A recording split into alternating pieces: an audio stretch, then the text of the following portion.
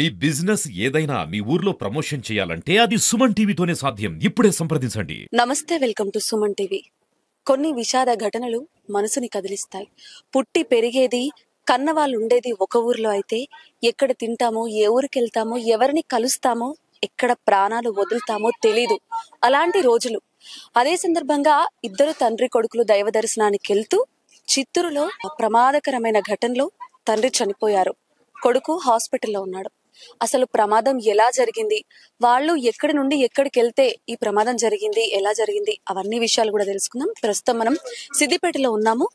సిద్దిపేట వాస్తవ్యులకు ఈ ప్రమాదం చిత్తూరులో జరిగింది, ఎలా జరిగింది ఏంటి అనేది కూడా వాళ్ళ కుటుంబ సభ్యులతో తెలుసుకుందాం.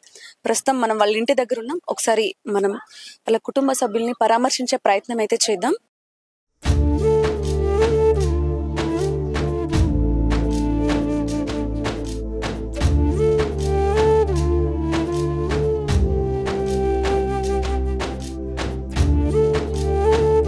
ఈ ప్రమాదంలో చనిపోయిన బళ్ళ రాజేందర్ గారి ఇంటి దగ్గర ఉన్నాము. వాళ్ళ అమ్మగారు మనతో పాటు ఉన్నారు, ఆవిడతో మాట్లాడదాం.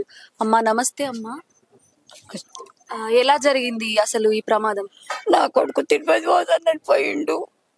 అడేందో దేవుని గుడి కాడికి పోయిండట. ఆడ దెబ్బలు తాకినాయి. బస్సు బోల్ర పడ్డదో, కారు బోల్ర పడ్డదో మాకు ఆధారం లేకుండా. పిల్లలు చిన్నోళ్ళు ఉన్నారు. ఏదన్నా ఇంత సర్కారు నౌకరన్న చూపెట్టుండని ఏడుతా ఉన్నా. అది ఎట్లా జరిగింది, సలాకలట కొట్టినాయని చెప్తారు. నువ్వు వచ్చేదాకా నాకు చెప్పలేదవ్వా. ఎవరెవరు వెళ్ళారు అంటే దైవ దర్శనానికి ఎవరెవరు వెళ్ళారమ్మా? చిన్న మన్మడు, నా కొడుకు ఇద్దరు పోయి దైవ దర్శనం చేసుకొని మళ్ళా ఏదో అమ్మవారి గుడికి పోయి చూసొత్తమని పోంగా ఆయనతో నట్టనడమా లారీ గుద్ది బోల్ర పడ్డారట. ఇక బోల్ర పడ్డ చెప్పలేరు. వెనక సిరికి నీ కొడుకు మంచిగా ఉన్నాడు అంటే దానికి అంతే నమ్ముకున్నా. ఏం పని చేసుకునేటోళ్ళం కాకపోతే కష్టం చేసే కొడుకు చచ్చిపోయాయి. ఆధారం లేకపోయా. పిల్ల పెళ్లికున్నది. ఏమన్నా దైవ అనుగ్రహంతో మీరు సాయం చేసి నా మన్మనికి ఏదన్నా ఇంత సర్కారు నౌకరు ఇప్పిస్తే మంచిగా ఉంటుందని ఎడుతున్నాం. చూసారు కదా, వాళ్ళ అమ్మగారు ఈ ఏజ్ లో ఆమెకు అండగా ఉండాల్సిన కొడుకు వెళ్ళిపోతే ఆమె ఎంత బాధపడుతుంది అనేది ఆమె కళ్ళల్లో ఆ బాధ చూస్తే అర్థమవుతుంది.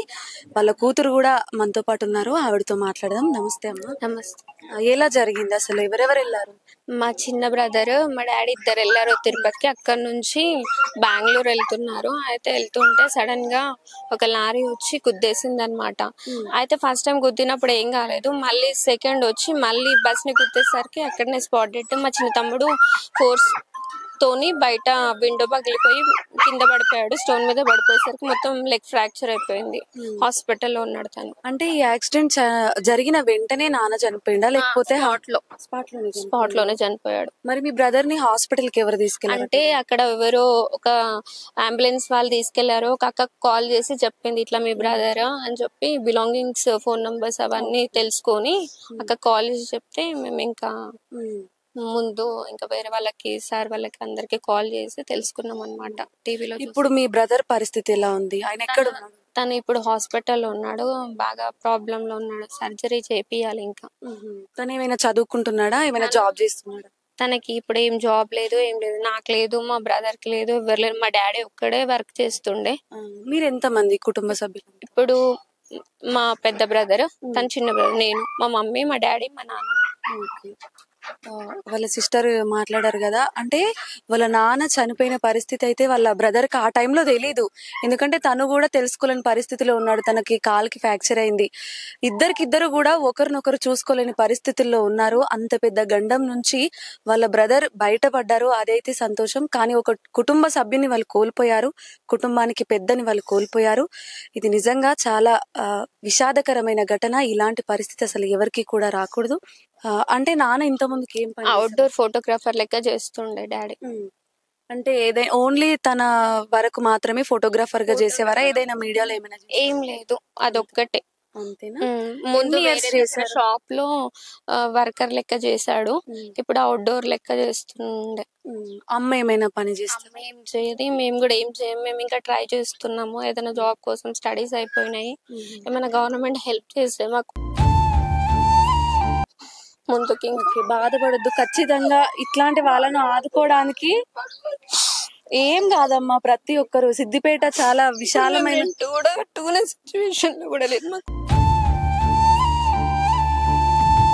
ఓన్ హౌస్ ఏం లేదు. ఓకే, ఏం బాధపడొద్దమ్మా. మీలాంటి వాళ్ళకి సాయం చేయడానికి చాలా మంది ముందుకు వస్తుంటారు. మా బ్రదర్ కి ఏమైనా గవర్నమెంట్ జాబ్ లాంటిది హెల్ప్ చేస్తే ఖచ్చితంగా మనం ప్రయత్నం చేద్దాము, పెద్ద పెద్ద వాళ్ళతో మాట్లాడదాము. ఎందుకంటే కుటుంబ పెద్దని కోల్పోయారు, అలాగే కుటుంబాన్ని పోషించే స్థాయిలో ఉన్న ఒక అన్నని కూడా తన పరిస్థితి కూడా బాగాలేదు కాబట్టి పెద్దలు ఎవరైనా ముందుకు వస్తారని ఆశిద్దాం. మీరు మాత్రం బాధపడకండి అమ్మా. నిజంగా మీరు ఏడుస్తుంటే నాకు కూడా చాలా దుఃఖం వస్తుంది. ఖచ్చితంగా మనము పెద్దవాళ్ళని ఎవరినైనా అడుగు. చాలా మందికి చాలా హెల్ప్ చేసిండు, కానీ ఇప్పుడు మేమే అసలు ఒకరు హెల్ప్ చేస్తే ఉండే సిచ్యువేషన్ కి వచ్చేసినాం.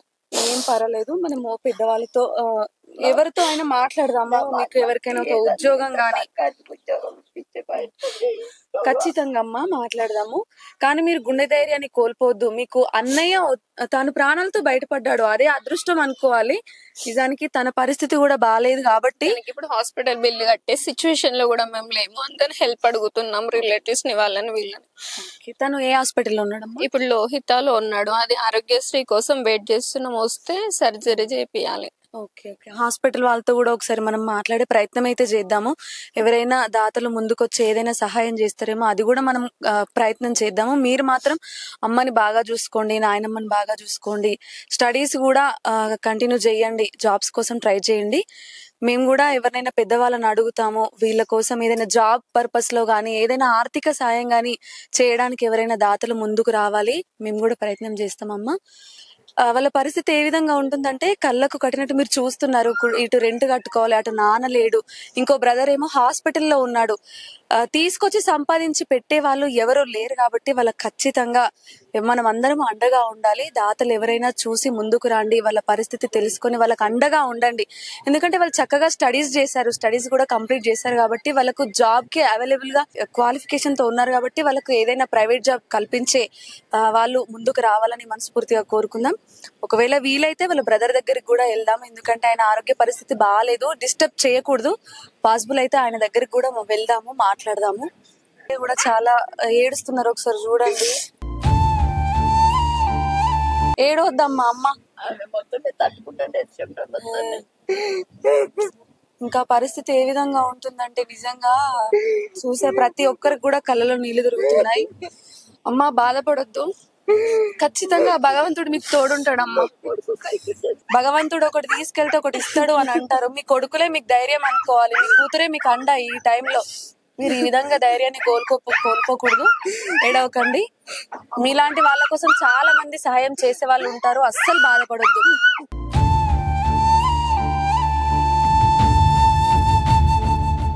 ఆవిడైతే మాట్లాడే పరిస్థితుల్లో లేరు, చూస్తున్నాం కదా ఆవిడ ఎంత బాధపడుతున్నారు. మనం అర్థం చేసుకుంటాం వాళ్ళ పరిస్థితి ఏంటి అనేది. ఆవిడ మాట్లాడలేని పరిస్థితిలో ఉంది, ఇంకా వాళ్ళని మనం ఇబ్బంది పెట్టకూడదు. ఒకసారి వీలైతే వాళ్ళ బ్రదర్ దగ్గరికి వెళ్దాము, వాళ్ళ కొడుకు దగ్గరికి వెళ్ళే ప్రయత్నం అయితే చేద్దాము. ఇప్పటిదాకా మనము బల్లా రాజేందర్ గారి ఇంటికైతే వెళ్ళాము, వాళ్ళ కుటుంబ సభ్యులతో మాట్లాడడం.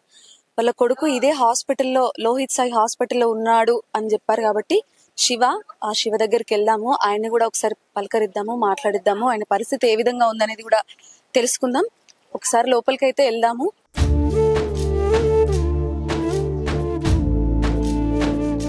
మనం శివ దగ్గరికి వచ్చాము, తన పరిస్థితి ఎలా ఉంది, ఇప్పుడు ఏంటి అని తనని పలకరించే ప్రయత్నం చేద్దాం. శివ, ఏంటి అసలు ఎలా జరిగింది? అంటే నేను డాడీ తిరుమలలో దర్శనం చేసుకుందాం అని చెప్పేసి వెళ్ళినాము. తిరుమలలో దర్శనం అయిపోయిన తర్వాత వేరే బెంగళూరు సైడ్ ఇంకో గుడికి వెళ్దాం అని చెప్పేసి బస్ ఎక్కితే మిడిల్లో యాక్సిడెంట్ అయింది. అంటే ఏ బస్? ఆర్టీసీ బస్ లోనే? ఆర్టీసీ బస్ లోనే. ముందు నుంచి ఒక లారీ వచ్చి డ్రైవర్ సైడ్ హిట్ చేసింది. నేను బయట పడిపోయినా. డాడీ నా వెనుకనే ఉండే కానీ డాడీ లోపలనే ఉండిపోయిండు.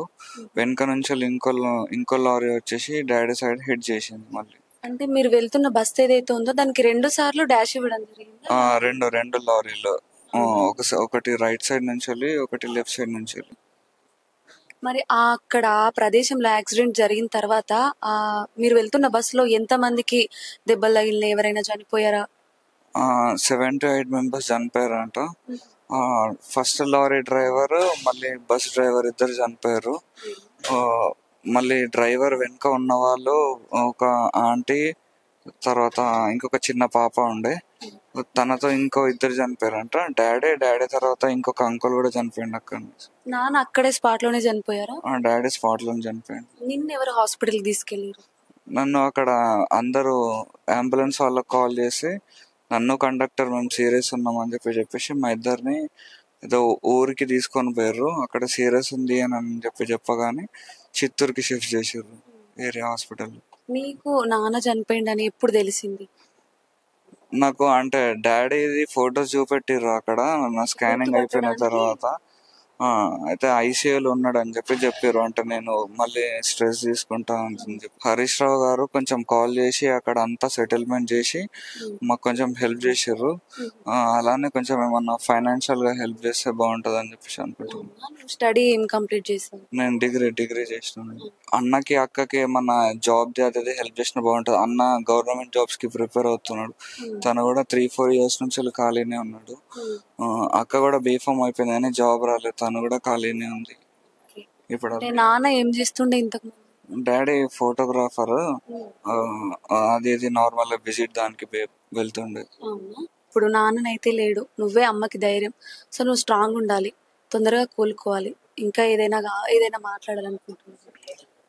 లేదు, అదే కొంచెం హరీష్ రావు గారు కొంచెం మమ్మల్ని ఫైనాన్షియల్ గా హెల్ప్ చేసి అన్నకి ఏదన్నా జాబ్ ఇస్తే బాగుంటది అని చెప్పేసి అనుకుంటున్నా. శివతో అయితే మాట్లాడడం వాళ్ళ పరిస్థితి, ఇంత ముందుకు వాళ్ళ ఇంటికి కూడా వెళ్ళాము. వాళ్ళందరూ మాట్లాడితే నిజంగా కళ్ళలో నీళ్ళు వస్తున్నాయి. శివ ఇప్పుడు డిగ్రీ కంప్లీట్ చేశాడు. తనది చాలా చిన్న ఏజ్, తను ఇంకా చదువుకోవాల్సి ఉంది. ఇదే టైంలో తన ఫ్యామిలీకి కూడా అండగా ఉండాలి. కాబట్టి ఎవరైనా దాతలు ముందుకొచ్చి సహాయం చేయండి. వాళ్ళకు ఉద్యోగం పరంగానైనా కానీ లేకపోతే ఆర్థిక సహాయం పరంగా అయినా కానీ హెల్ప్ చేయండి. వైద్యులతో కూడా మాట్లాడదాం, ఎంతో కొంత వాళ్ళ నుండి కూడా సహాయం ఉండాలి. కాబట్టి సిద్దిపేటలో చాలా మంచి మనసున్న గొప్ప వాళ్ళు ఉన్నారు. వాళ్ళందరికీ కూడా రీచ్ అయ్యేలాగా మనం హెల్ప్ చేద్దాము. చూసారు కదండి శివ తన పరిస్థితి ఎలా ఉంది. బల్లా రాజేందర్ గారు ఆయన ప్రాణాలు కోల్పోయారు, ఒక కుటుంబ పెద్ద దిక్కుని కోల్పోయారు. పిల్లలు కూడా చాలా చిన్న ఏజ్, వాళ్ళు స్టడీస్ కంప్లీట్ చేసి ఉన్నారు. కాబట్టి వాళ్ళకి జాబ్ ఇప్పించే పరిస్థితిలో ఎవరున్నా కూడా ముందుకు రండి. సుమన్ టీవీ ద్వారా కూడా మనం వాళ్ళకు ఎంతో కొంత సహాయం చేద్దాం.